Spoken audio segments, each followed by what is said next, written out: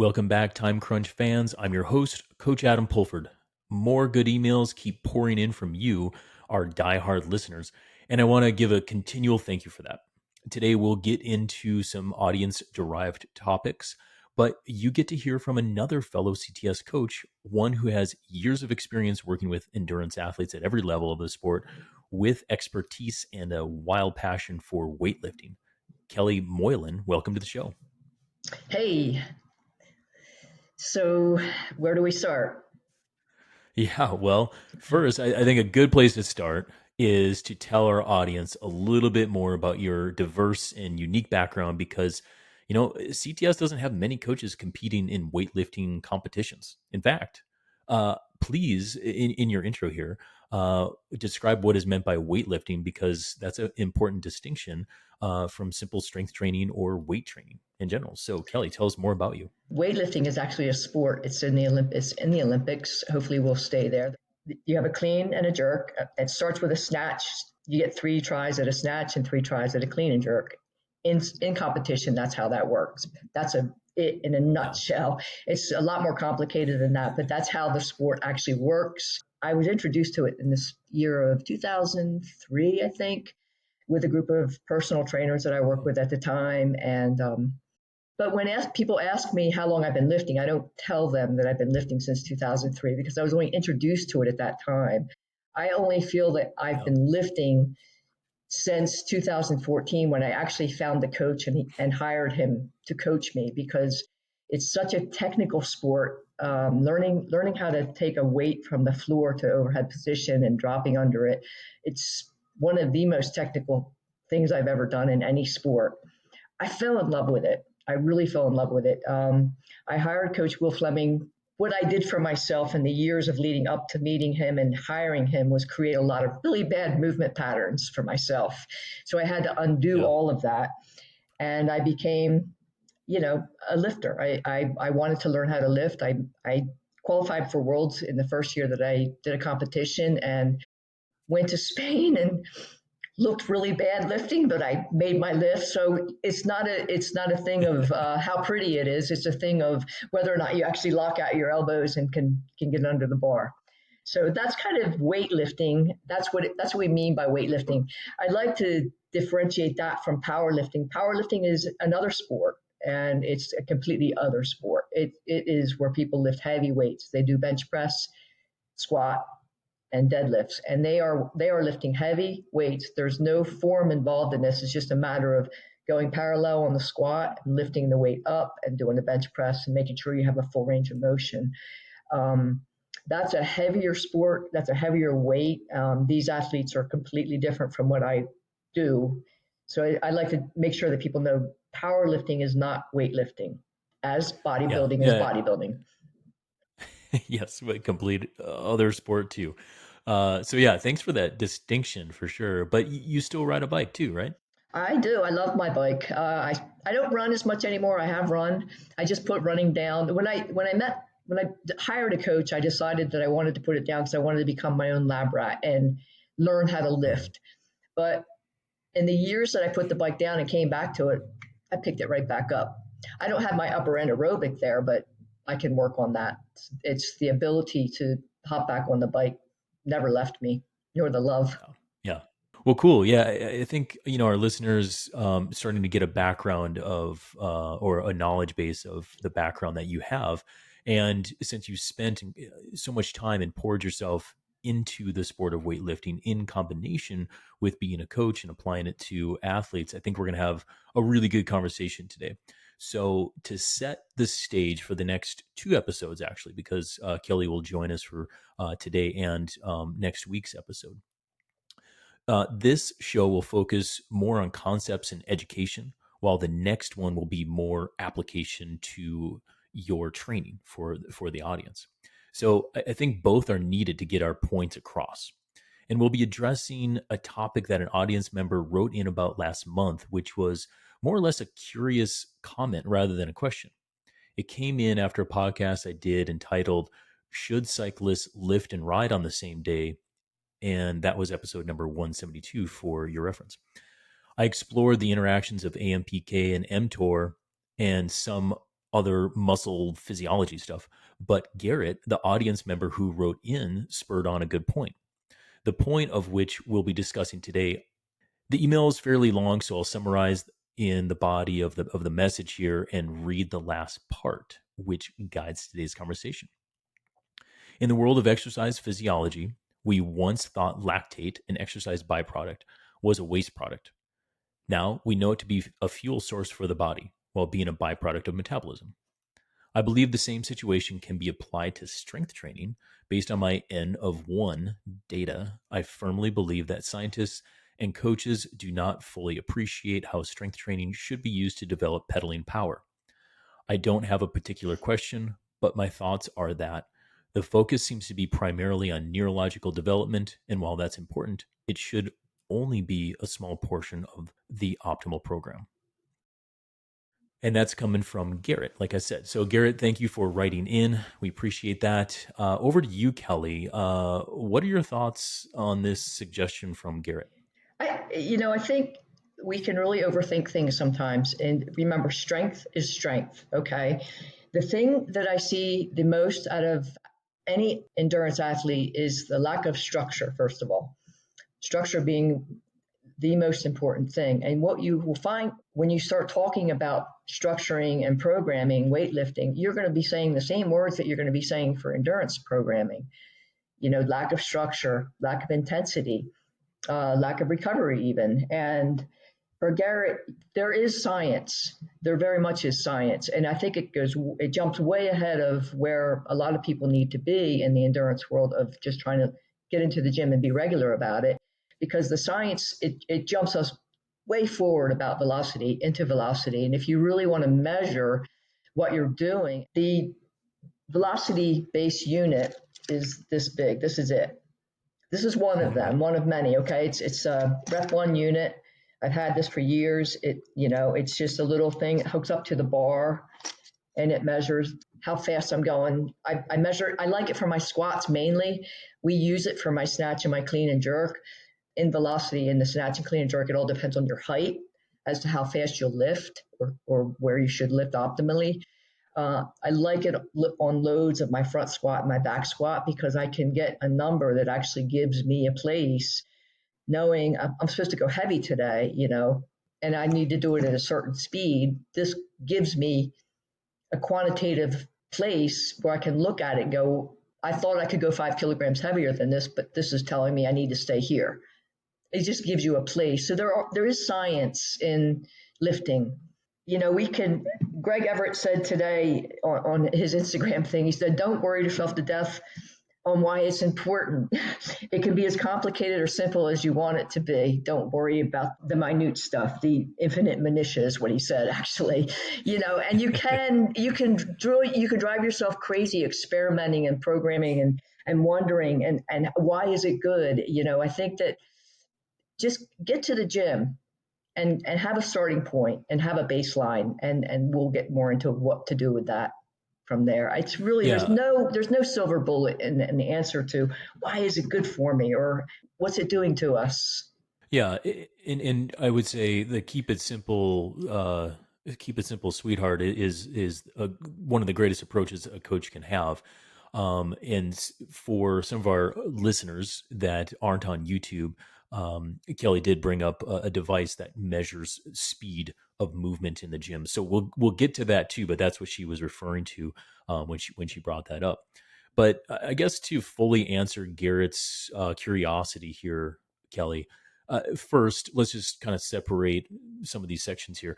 Do you think that there's any energy pathway or biochemical aspect that researchers, physiologists, or strength and conditioning coaches are overlooking, such as we did lactate back in the day when it comes to strength training? And I may not know the answer to that. I'm a coach. I don't get into the actual physiology of the muscle when I'm trying to teach people how to lift.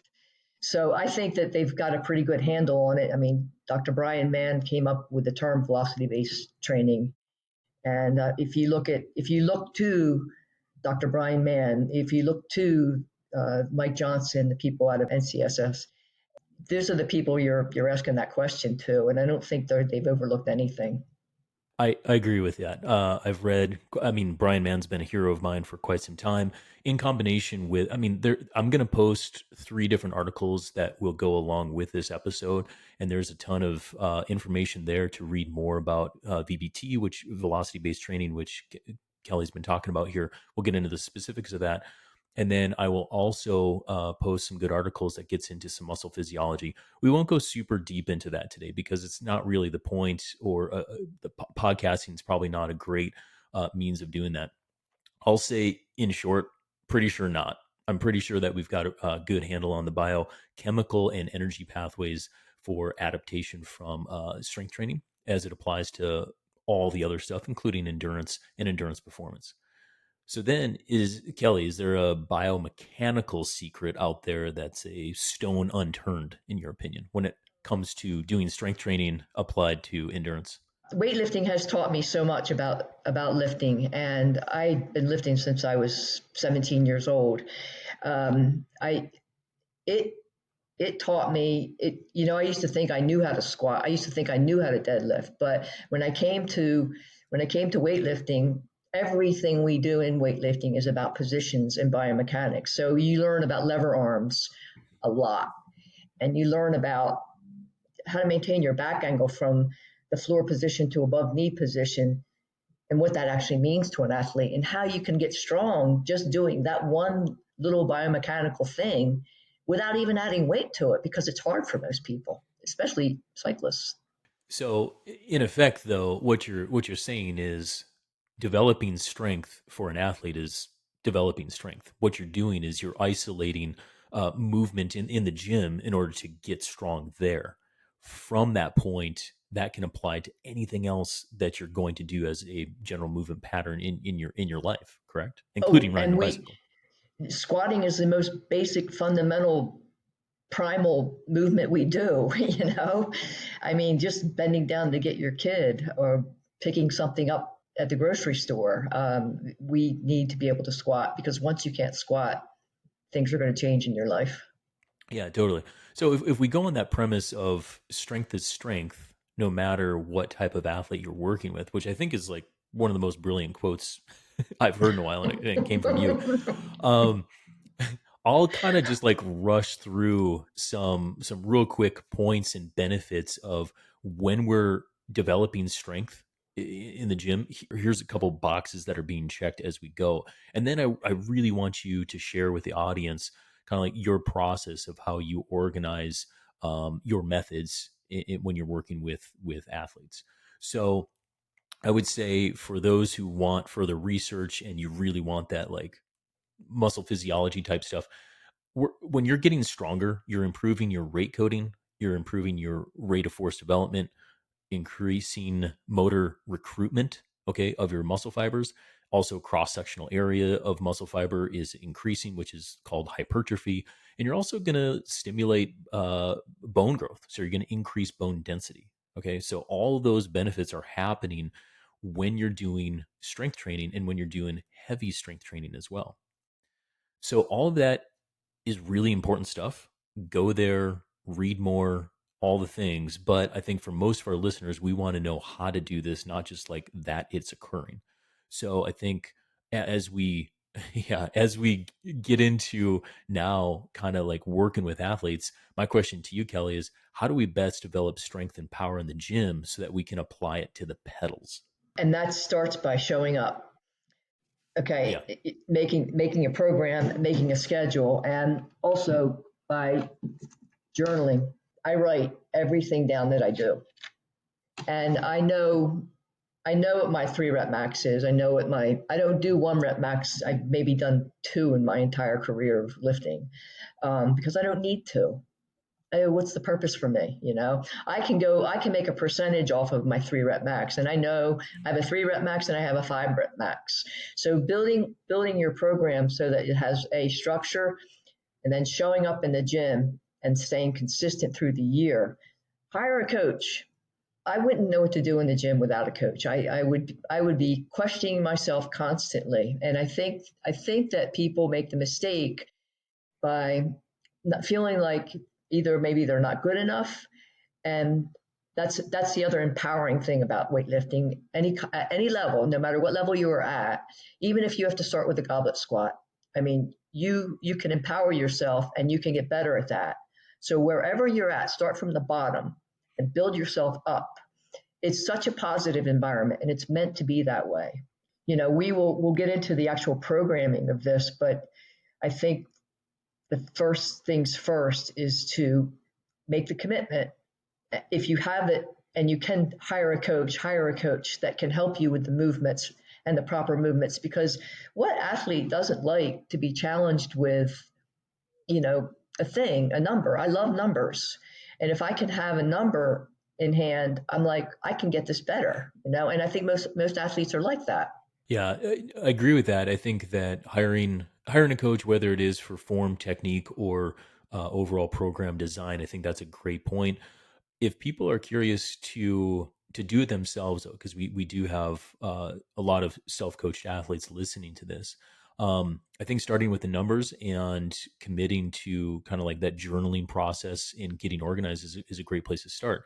You mentioned some 5 rep and 3 rep and even 1 rep max type stuff, and what that means is some sort of maximum with a weight as your potential, what you've done before. I would say in the world of cycling, it's kind of like doing our 20-minute cycling test or a field test of some kind. We have to know where some maximums are and then dial it back and get organized with our intensity going from there.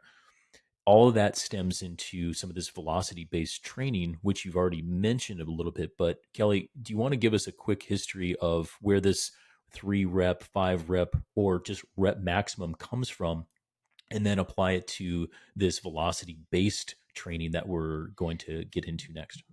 Yeah, so it kind of goes back to Tudor Bompa's way of periodization, and I think most cyclists know who he is. And his his his terms of in his periodization with strength was to use percentages of your 1 rep max. And what they used to do was there's like a calculation of a 5 rep max. If you can do 3 at this weight, you're gonna be able to do 5 at that weight, which I've actually tested, and it's pretty off. I mean, it'd be a hard thing for me to say that I can do what it says I can do. I know what I can do, and I know what I can't do. So he had a way of terming that, and there are a lot of people, a lot of lifters still use percentages. But Carmela Bosco, who was an exercise physiologist, came along. He's out of Spain, I believe, and he came and created these same traits with velocity, only it was retermed as starting strength, speed strength, strength speed, accelerative strength, and then absolute strength. So these things, all these different terms, I'm not going to get too far beyond that, but were put together with percentages. There was a study done, I believe it was in Australia in 2014, where they measured athletes' percentages and they did velocity as well. And they found in that study that the percentages that they did, I mean, you could do 70% on one day. The athlete comes in there, you've got everything to take into account. You've got fatigue, you've got work, you've got just don't feeling it today, and 70% can feel like a house sometimes. So they found in that study that there's an 18% plus minus on either side of the percentages. So that's a big change. So with velocity based training, you've got this device now, and you know where you want to aim. And most of my squatting is done for absolute strength. So I know I'm going to move that weight at 0.5 meters per second. We can get into during season, you might not want to go that heavy, so we might want to get it a little bit lighter, so they're moving the bar faster, like for a competitive criterium rider or a track cyclist. They probably Right, would right. only do absolute strength at one time of the year and do speed strength another time of the year because they want to get out of the saddle or they want to be able to move and turn the pedals. So just to kind of recap that much so far, because it gets a little complicated when we're talking to athletes in this way, Yeah. because I mean, traditional strength training is essentially sets and reps, throw some weight on, move it, away we go. But what Kellie was just saying here is historically we've done that.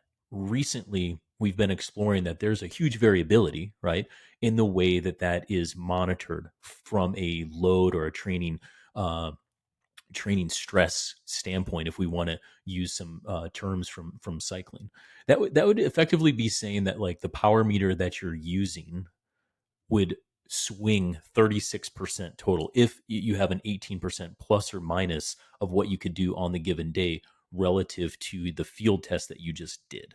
So that would be, in my opinion, a poor tool to measure or monitor exercise intensity by alone. Correct? Yeah, well, look at it this way. If you have an athlete who's going by RPE, some days it could feel like a tank. It's just going to feel like I can't move this fast. But with the power meter, it allows you power is power.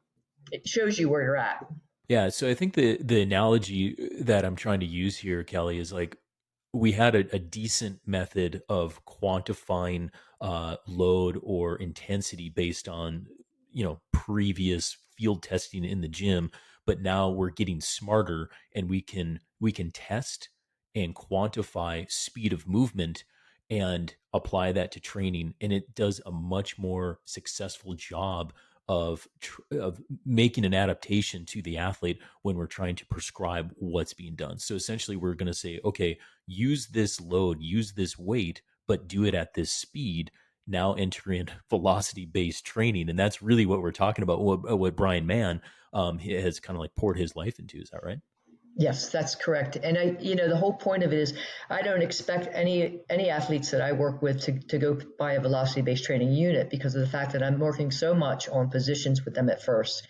Velocity-based training should not even be used until the point that you're actually comfortable with the movement. So it's positions and movement first. Okay, then speed comes into play, and then Yeah. the weight comes into play. So you've got three things there in that hierarchy. Love it. Love it. Okay. Well, I would say let's just go right into that because what I don't want this podcast to be is the catalyst for everybody listening to go out and buy a velocity meter. Yeah, exactly. um, it's really what we're learning from the lab and what we're using from these high tech devices to apply to the everyday movement. So Kelly, let's hear from you. Let's explain your process because what you told me as we were developing this podcast was your philosophy is train fast, be fast. So tell me about your process and how train fast, be fast gets woven into that. So I start off with positions and movement, and everybody's so different. I get some athletes that are so good at it, and they move so quickly for me right away. Some take longer than others. The whole point of the velocity-based training and teaching that is so that when people hear rep max, they tend to think it's go for broke, and that's not what it's about. Yeah. It's not what it's Right. about. And I like to process things so that if I have an athlete going into the gym 3 days a week or 2 days a week, whichever it may be, I want to make sure that they're doing the same movement on day one, same movement on day two, same movement on day three, so that they become so familiar with these movements, it becomes flawless. With that, we can start adding speed to that. And the speed isn't like you think it may be, because with the velocity-based unit, I've learned that it's more in the ascent. It's not the descent that's fast. It's just the pushing up and in a good flawless movement. So with that, we take that and we build it. It doesn't become how much weight did you push today? It's how much weight did you push today at 0.5 meters per second. That's how that goes. Understanding that and what that is, hopefully will keep people from going into the gym when they're told rep max. Don't do that. Give yourself a 4 week period, 5 week period where you build, build, build. Then give yourself a week in there where you can deload your weights and then go for it and see what you can do with good movement only. Only the good movement counts.